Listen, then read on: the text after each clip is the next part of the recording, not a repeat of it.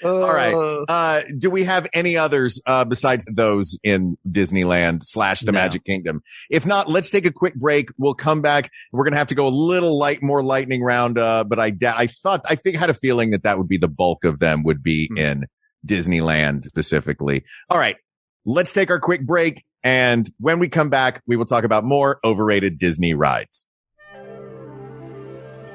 We Got This with Mark and Hal is brought to you by Soylent. Soylent is a complete nutrition company. And I got to be honest, when I first opened my box from Soylent, I was taken aback by the bounty that was there before me. Protein shakes, 30 grams of protein, energy drinks, B vitamins, caffeine, tyrosine, alpha GPC, plus 15 grams of protein, meal bars, 39 essential nutrients, 400 calories, 20 grams of protein, and of course, my favorite, Soylent Squares. I mentioned last time I like the peanut butter chip, but I think the chocolate might be taking the lead on this. Little 100-calorie nutrition bars. I keep them in the car. They are great. Go to Soylent.com/WeGotThis and use code WeGotThis to get 20% off your first order. That's Soylent.com/WeGotThis, code WeGotThis for 20% off your first order. And thanks to Soylent for sponsoring the show. We have wasted this world. Our magic put a storm in the sky that has rendered the surface of our planet uninhabitable. But beneath the surface, well, that's another story entirely. In a city built leagues below the apocalypse, survivors of the storm forge paths through a strange new world. Some seek salvation for their homeland above. Others seek to chart the vast undersea expanse outside the city's walls. And others still seek, what else? Fortune and glory. Dive into the Ether Sea, the latest campaign from the Adventure Zone, every other Thursday on MaximumFun.org or wherever you listen to podcasts. Mark, fun fact. Yeah. In the time that break took, you could have ridden on Peter Pan's flight 10 times. Really? Yeah. That was a sick Peter Pan burn. You got burned, Peter Pan. You got burned. Oh, were you saying the ride is too short? Yeah. Because my thought was like, no, I couldn't. I could have gotten through like 6 feet of the queue. I'm not waiting. Actual ride. Oh. Ugh. Ken, don't edit this out, but just feel bad that it's in there. All right. Where are we going next, guys? Do you want to go to Epcot? Let's go to Epcot. Do you want to go to Epcot? Hal, that's the question that you can ask me, and the answer will always be yes. Because I'm a World Showcase nerd, and you know this. Yes. But that's not a ride. That's just where you can go to drink all day. Well, yes. Or also to go just start your day pleasantly. Dan, what's a blackout? Yeah. All right. So the other ride that to me is top of my list for overrated. Oh boy. Epcot and California Adventure, Soarin'. Wow. Why is Soarin' so high up on your list? It's just a dumb ride. It's like you just sit in a chair and fly fake. You aren't flying. There's just, you watch a movie and they spray some smell at you. There is no attempt, at least I think maybe I've done Soarin' at California Adventure, but I've certainly done it more than once at Epcot. There's no attempt whatsoever for the line in Epcot, which can last a long time. Yeah. To make it feel like anything but like you're standing in a Sears in 1980. Like it's just, the walls are taupe and it's carpeted and that's it. Plus, well, it's a ride about flying in a pavilion about the land, so it doesn't even make sense where it is. Yeah. But it's just a dumb ride. Like they did it better when they remade it as the Banshee ride in the Pandora Land, where it's really like all of the technology works super well. That's the Soarin' on a motorcycle? Yeah. You know, it's just a stupid ride. Like it really is. Like it just is dumb. It's, you know what? I never thought of it. I've always enjoyed it. I think that it has partly to do with where you wind up sitting because it is just one big screen. Yeah. If you're sitting on those corners, it's like if you're sitting in the middle, it is a spectacularly immersive ride. If you're sitting on the corners, it's like being the person on the outside of a photograph that is taking the selfie of the group. So you're all like warped, all weird and shaped funny. It's like, why? Oh, look, the Eiffel Tower. Why is it bent? You know what I mean? Yeah. Also, the smells are really bad when you fly. I like Orange Grove. Even the Orange Grove's fun. They're all okay, but like the trees, the pine trees. Well, the trees are in the Serengeti, and I think your only other option there would be the rhinos that you're chasing. I think that's where they spray just rhino make it smell like dirt. Yeah. They just blow dirt in your face. Yeah. It's just an air cannon and a movie. Yeah, and it really is. And the song is stuck in my head. I'm very mad about that. But it is every time I don't know what I'm expecting when I go on it every time. It's just familiar. Right down to, oh, that rich white guy's about to hit me with a golf ball. That's where the hidden Mickey is. Yeah. Who on earth that is piloting whatever craft this is taking us to a height where we almost get hit by golf balls? Who is the pilot? Who are these people? Go ahead, Mark. I'll save it for my stand-up special. Did you ever see the Soarin' Over California version, the original? Yeah. Before they sent it around the world. I like the new version better.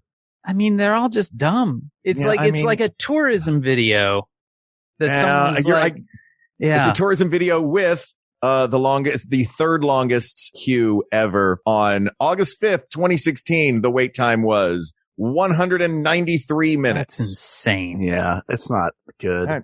We're putting Soarin' on the list. It's not that good. Mine for Epcot, I had a couple. For me, it was between Mission Space, which is like the boring parts of being an astronaut. And sorry, now I'm just getting snarky at Disney. But the big one for me in Epcot is Test Track. Oh, really? That's mine in the coin jar. I love Test Track. Yeah. Yeah. For me, it's like this ride gets up to highway speed in a car. Like, yeah. Also, its longest line, 204 minutes. No. Definitely not worth 204 minutes. But the thing that I appreciate about Test Track versus like Peter Pan, the best part of Test Track is at the end. Whereas at Peter Pan, the best part of Peter Pan is the very start. And then you just have to sit through the rest of it. You know, going outside, ringing the building and going up to speed, that is always fun to me. Plus, let's not beat around the bush. There are not very many good rides at Epcot, and it's one of the better of all of the rides at Epcot. And I think that's why some of these wind up getting overrated, is because there's just nothing else in the area. Yeah. There's just no other real ride. The Mars ride is just a straight up bad ride. Like, it is just I just don't like ride. it. And it's also so claustrophobic, and it has killed at least one person. Yeah, two. Killed two people. 55-year-old woman and a little kid. Yeah. Forced them to kill each other, like in the movie Saw. Exactly. Do you want to play a game on Mars?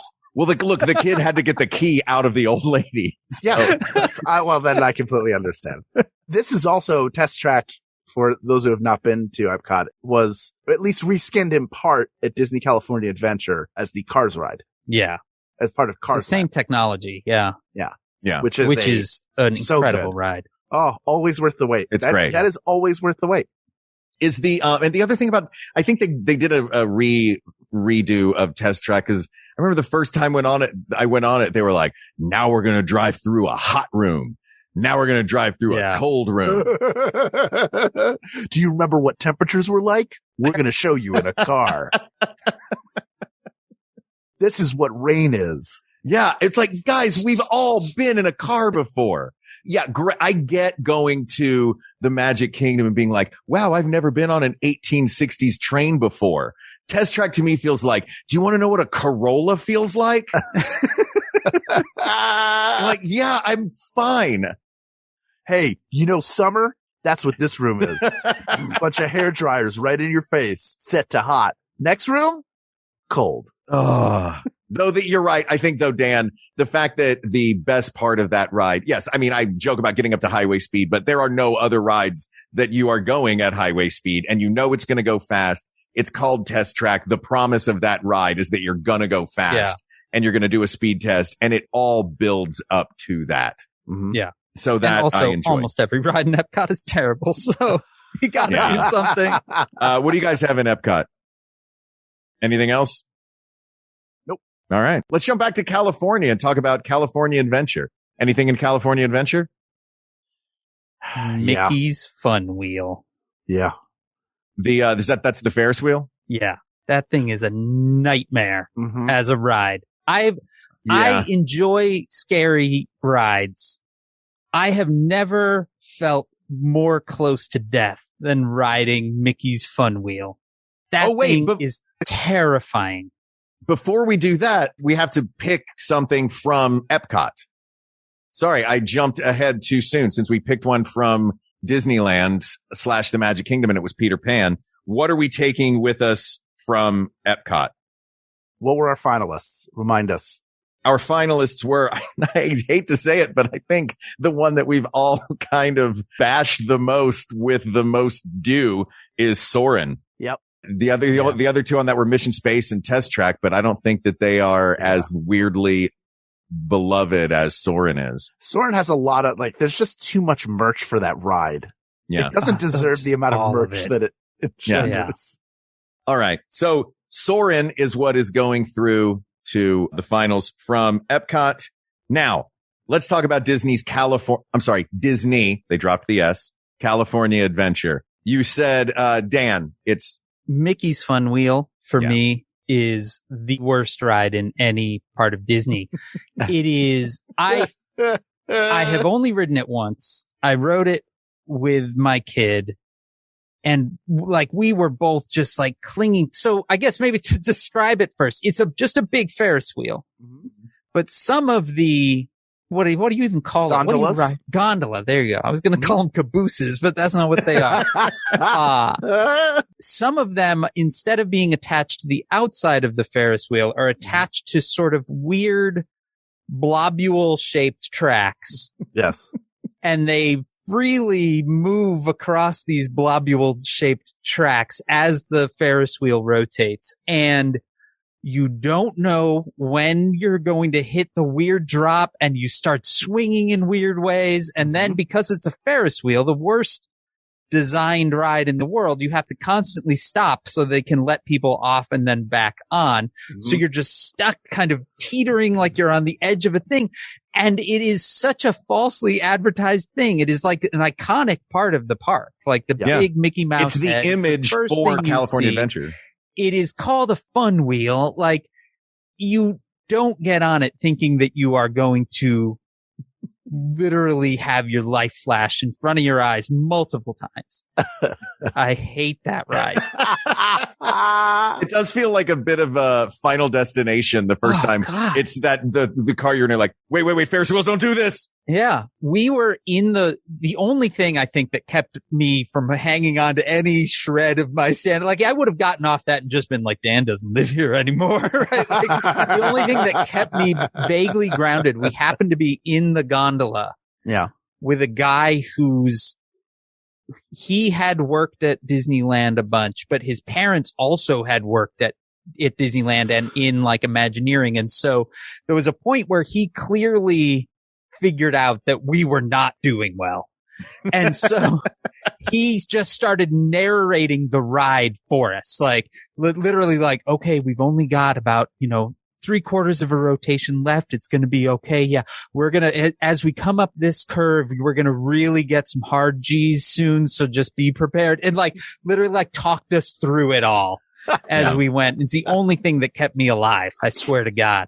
It's funny though. That's almost two different rides, because I ride it with, I've ridden it twice now with our former guest of the show, Fred Cross, and his adorable daughter, Millie, who is very young. And we do not do the slidey, swingy danger gondolas. Yeah. It feels more like the sky buckets. If you're in the ones that don't move. Just like a normal Ferris wheel. It just feels like a normal Ferris wheel. And it's a beautiful view of, the entirety of the park. But weirdly, that's the shorter of the two lines.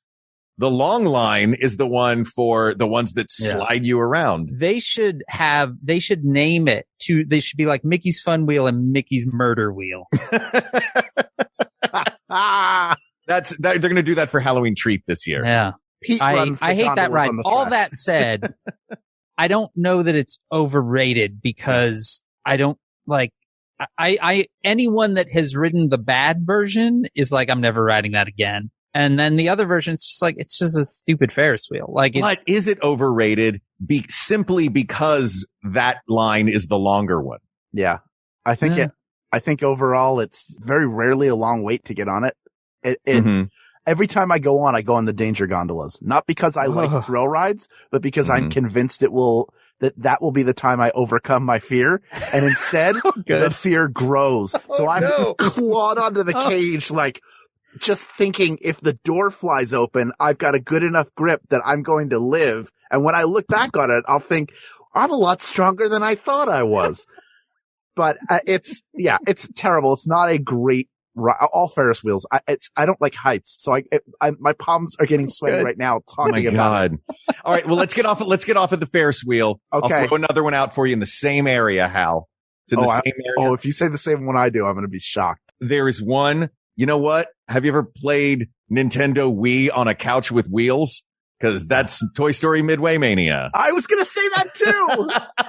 The best part of that ride, Mr. Potato Head is amazing. Is the queue. Is Mr. Potato Head and the cast member who is on a mic with a camera making fun of people nearby. Like, that is the best part of it. The rest of it is just a forearm burn, and it rarely works.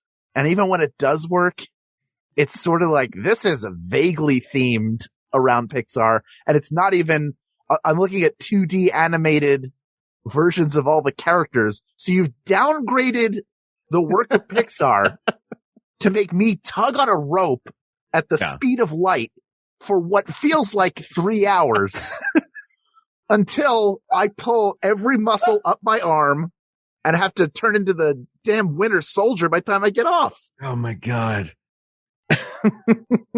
Plus, I'm terrible at it. I think in my mind, I should be good. There it comes. Yeah, there it is. I've been playing video games for 41 years. I should be doing well at this. And I didn't date a lot as a teenager, so it should be no problem to pull on that rope as many times as I need to and as fast as I need to. And yet, for some reason, it is set up for everyone to fail. So you're sitting there, you're like, all right, maybe I'll do like that. Now I'm going to do like that. Maybe I'll switch arms. So this one's too slow. So I'm going to, and it's designed to torture you. Why just put a trigger in there? Why does it have to be that? Why do you have to add that difficulty to it? What carnival have you been to since 1901 where you have to pull a rope to make the gun go? You don't, is the answer. It was some Imagineer's way of selling a higher up. They weren't making a shooting game. Yeah. Right? It's not a shooting game. It's a rope pulling game. It's not a gun. Yeah. It's just a tugger. It's a whole bunch of different things. Ring toss and shooting game. And I didn't say shooting game. I mean, ball hitter. Bullet tossing. Yeah. Also going to make you dizzy the whole time. I also the more I think about Astro Blasters, the less I like that too, because it never works. At least it's practical though. Yeah, I didn't even mention that one because I think it's practical, but it's also, there is a level, and I will put Mr. Toad in the same bucket of rides that are mainly plywood, and like Astro Blasters is like totally just like a straight up plywood ride. Yeah. I agree about Midway Mania. I accept that. I think that the last time we went, which again was with a 4-year-old, so it was like he was perfect for that ride at that point. It was fun as a family if you didn't have to wait very long. Yeah. It was, but no way. Oh my, like I would not wait 2 hours or, however crazy long that line can be sometimes. You just reminded me, Dan, I don't know what jogged my memory, but there is a very big Disneyland ride that is massively overrated that we didn't mention. Uh-oh. Because we never went to Adventureland. to go on Indiana Jones and the Temple of the Forbidden Eye, which is not as Indiana Jones as you want it to be. Incorrect. It's not complete. Oh, come on. That ride is top 3 in the whole park. You go through 2 rooms. 2 rooms you go through. Yeah, but one of them is in them. And there's flame. They're people blowing at you. They're dark rooms, and you just hear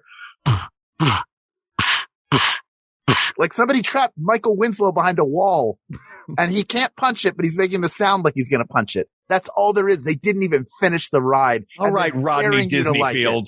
They're daring. Hey, I tell you, this ride. I take you to 2 dark rooms. Hard disagree. This is somebody who clearly had an annual pass for a very long time and could just ride anything he wants. Yeah. There isn't one of those in Orlando. In Orlando, they were like, let's use the same ride, but theme it to a bad dinosaur movie. And 90% of it will be in the dark. And then you'll have weird rubber dinosaurs pop out every now and then. The Disneyland's, that's like a wealth of riches. Are you kidding me? It is comparatively. It is, again, the queue is really, really good. The idea of the ride, everything about the ride, the idea is there. And then I just think it falls apart. It bucks you around so much. It bucks you into submission. So you're like, okay, this is all right. I guess I'm fine with this. Oh, this is Indiana Jones. I saw him on the rope by the big boulder. I think that the ride, like the mechanics of that ride are genius. Just because you're going flat and you're in this I want it to be better. I like it. I think it's overrated. I'm not saying it's bad. Mm-hmm. I'm saying it's overrated. It is liked too much for what people are getting out of it. So they're giving all this love that the ride is not returning to them. That's all I'll say. You both disagree.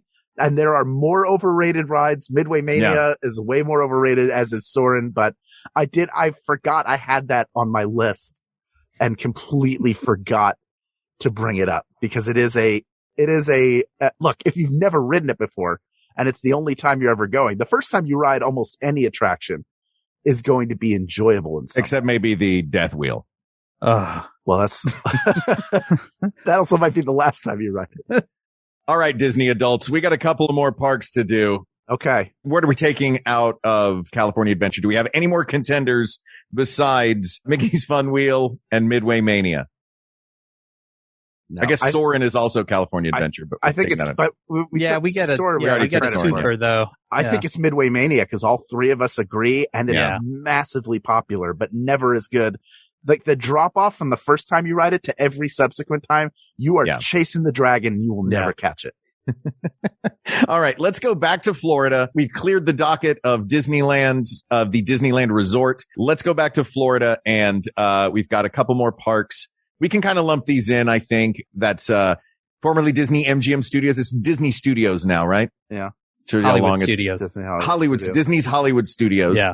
And Animal Kingdom.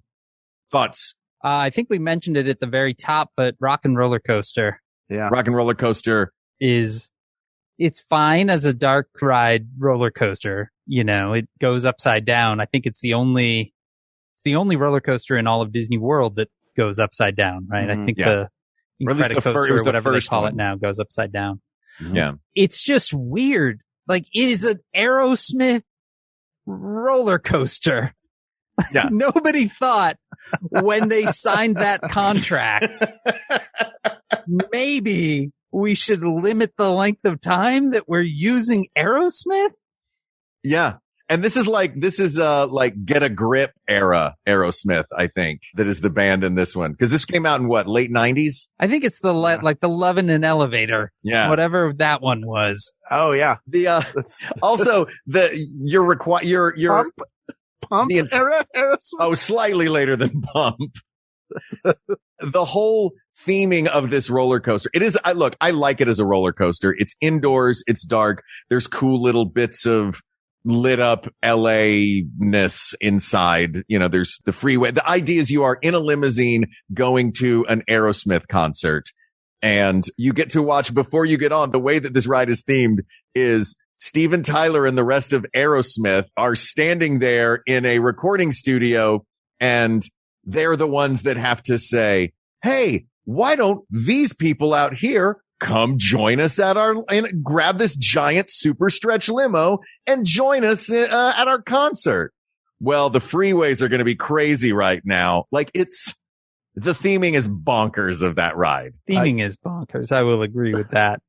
But it is just so weird. My teenager blew my mind the year or two ago, and he was like, they should have just made it so a band had like 5 years with that ride. Yeah. And he was like, and I was like, well, who would you put as the, like, now?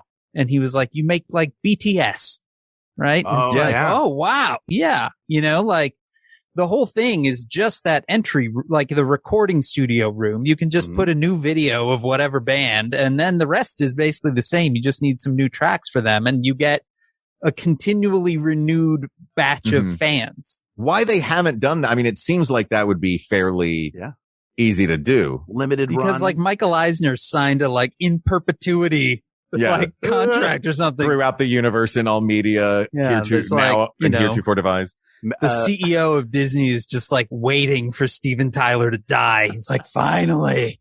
Many years ago, I got to be a tester for Guitar Hero Aerosmith. Mm-hmm. And while testing it, at the end of, there was 2 days. You make it as far in the game as you can. The next day you come back and beat it, and then you give feedback. So at the end of the first day, they said, anybody have any questions? And I raised my hand. They say yes. And in front of the whole room, I go, was Aerosmith the first choice for this? And then I beat the game the next day. And what are the bonus tracks at the end? But Joe Perry's solo work.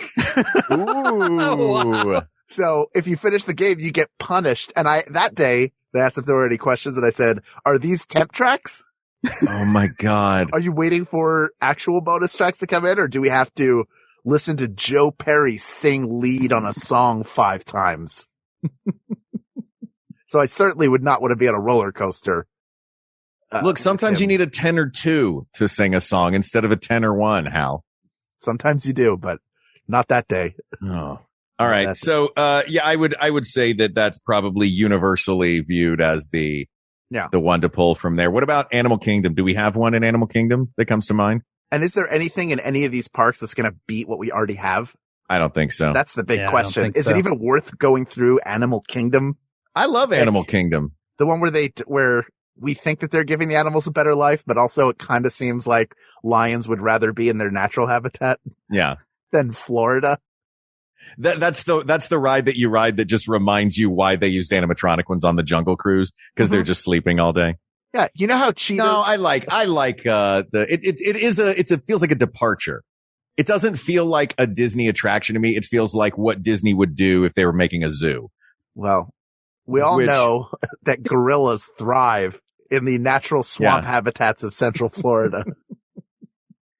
I don't think that it would advance past anything, but the Pandora Land, which again, like somebody, how in the world did they make a entire Avatar themed land? Yeah. But the Banshee ride is really fun, and then they have this like riverboat ride, which is the very, very cool Na'vi. Right. There's a cool animatronic at the end of it. Yeah. And the rest of it is like you took a Vicodin. Like it's just like, let's just chill out for a while. Like let's just, guys, we're going to turn the lights real low. We're going to play some cool, chill music. Yeah, man. And just what if there could be some animals flittering about, and then, whoa, there's a big lady at the end with 7 arms.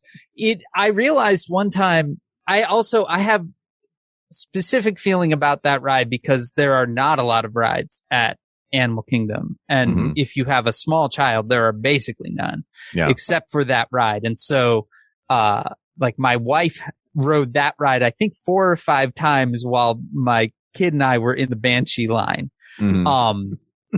But I realized when I was riding it once, it is the exact same ride as the Three Caballeros ride at Epcot. Like you're in a boat, you're driving through kind of a dark, chill, cool area, and then there's some animatronics at the end that sing you a song. Like it's literally the exact same ride.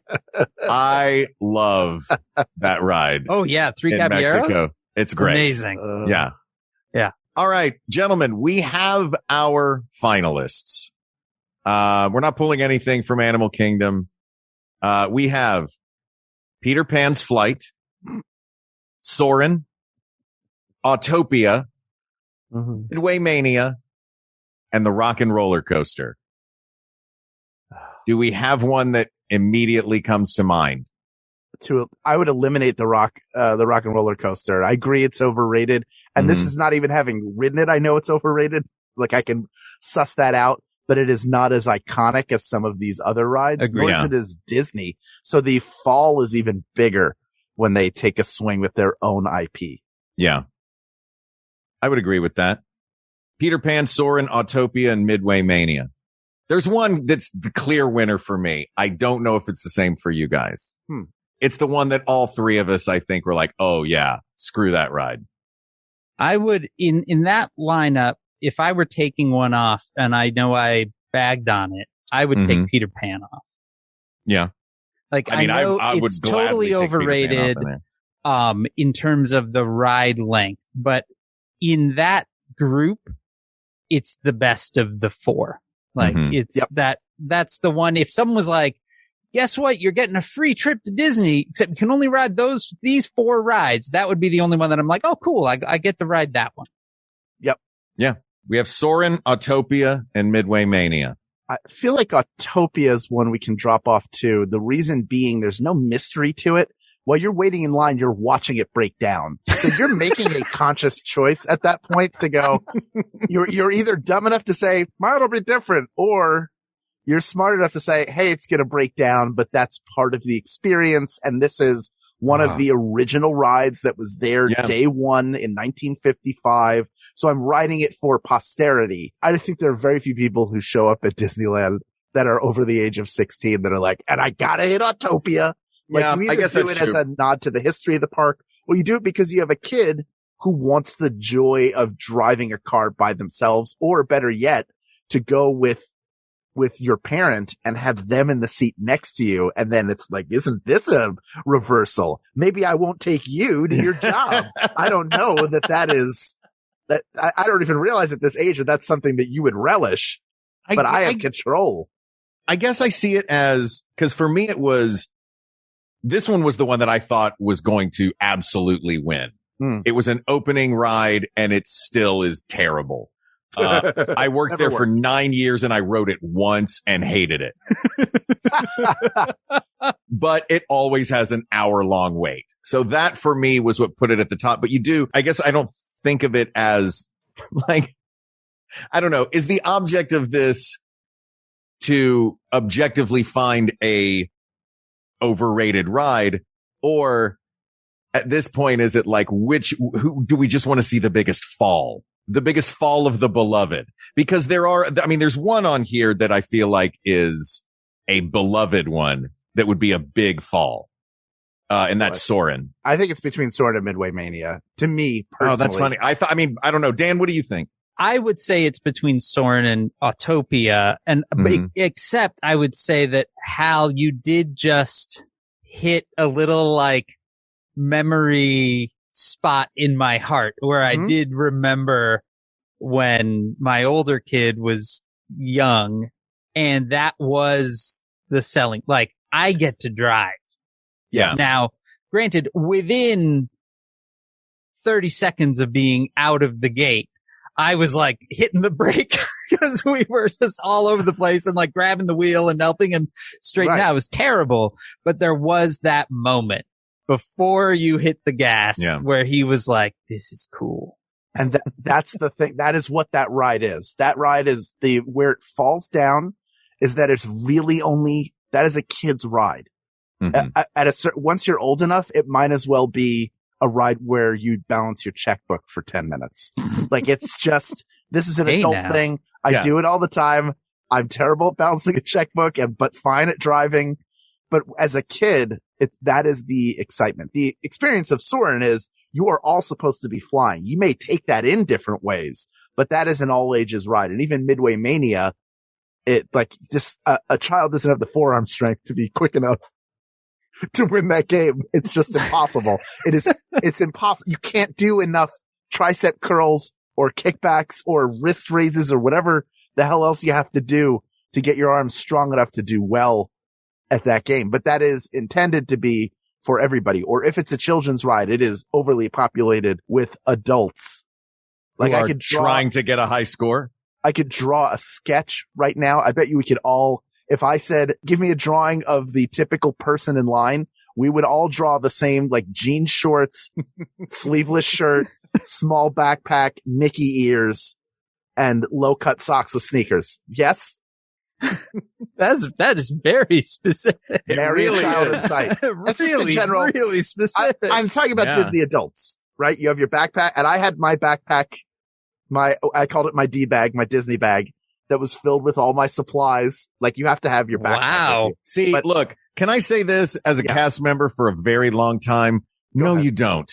You don't, unless you have kids with you, you don't need a bag full of stuff. Throw a power bar in your pocket. Know that you're going to spend $12 on a bottle of Coke and then refill it at the thing. Why are you lugging a giant bag around all day? The last time I was there. At some point, are you going to need your trapper keeper? Like, why do you carry a bag around Disney? The last time I was there, I was on my eating plan and I had a Ziploc bag of hard-boiled egg whites. I can't believe they didn't kick me out of the park. I'm walking around. You were shadowed all day. Were they at least peeled, or were you leaving a breadcrumb trail of eggshells? No, they were peeled. I had already peeled and got rid of the yolk. I didn't want the yolk. I got rid of them. It's just, I like the idea that they weren't, it was just like there were security guards all day, like, he's peeling another one. and now he's dropping the yolk. What is going on? He smeared yolk all over Dale's back when they took a picture together. By mistake. He didn't do it on purpose, but no, I think he's a problem. It's like Cheeto hand, but he's got yolk hand. Yeah. I ate egg whites. He's not drinking. I don't think there's anything we can bring him in on. I ate hard-boiled egg whites and went to Sabi's workshop. What are we doing here? All right, fellas, as much as it pains me to say this, it seems like we're killing a beloved ride, because in those Venn diagrams of the two that you mentioned, Dan, and the two that you mentioned, Hal, there is one that is soaring right to the middle of that Venn diagram. And that is? Yep. The one that is soaring right to the middle of that Venn diagram. Mm-hmm. Da da da da da da da da da da da. People of the world. Go for it, Hal. Da da da da da da da da da. You like oranges? Do you like them now? Do you like pine trees? Do you like? I'm gonna rub a car freshener in your face for 5 minutes while you fly around over waterfalls and kayakers and Lord knows what. Look, it's overrated. It's fine. If you like it, great. But it's overrated. It's the most overrated ride. Both versions are overrated. No matter where you go. Soarin' is the most overrated ride. This episode hurts my heart. Look, it doesn't wear out I even hate the come in and you put your stuff in a basket underneath you and then stop bringing all that stuff. Thing. I don't like, look. He's got to put his eggs somewhere. Don't put your eggs all in one basket, Hal. I'm trying not to, but He's leaving eggs all over the park. Yeah. By the time he gets to Soarin', there's maybe only one or two left. Oh my God. The people on the other side of me are like, which part of this is supposed to smell like sulfur? What? What is wrong? I'll tell you what's wrong. You got on the most overrated ride in any Disney park. Soarin', asked and answered. Dan Sinker, thank you for coming on the show today. This was an absolute delight. I love it. Thank you so much for having me. Oh my gosh. You have the Says Who podcast with our pal and yours, Maureen Johnson. And every Wednesday, sayswhopodcast.com. We will, we talk about the news. Sometimes we talk about Disney. You all have been on talking about Disney with us before. Sure have. We set a goal. It was a podcast that was only supposed to last 8 episodes.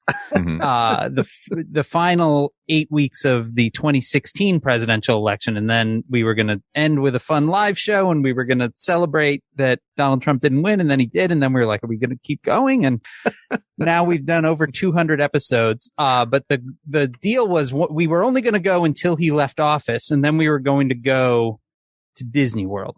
and enjoy a Dole Whip. And then he left office and there was a pandemic happening, so we weren't going to do. So now we're just sort of trapped. So join us, be trapped every Wednesday, sayswhopodcast.com. Can't bring it highly enough. And then following you personally, one of my top 10 Twitter follows. Please. At Dan Sinker on Twitter. Yeah. Everybody follow. It's amazing. Well, thank you for coming on the show today. This topic is closed, but there are many more topics to discuss. So please reach out to us on Twitter at We Got This Tweets, or you can email us at wegotThisPodcast@gmail.com, or talk about your overrated, underrated, and perfectly rated Disney rides in our Facebook group, facebook.com/groups/We Got This Podcast. Thank you to producer Ken Plume, researcher Kate McManus, graphic designer Uri Kilman, and QA engineer Jen Alba.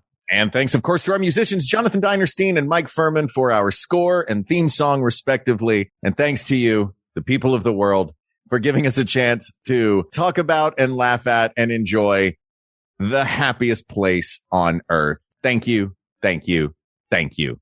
For Hal Lublin, I'm Mark Gagliardi. For Mark Gagliardi, I'm Hal Lublin. And don't worry, everybody. We got this. We got this. MaximumFun.org. Comedy and culture. Artist owned. Audience supported.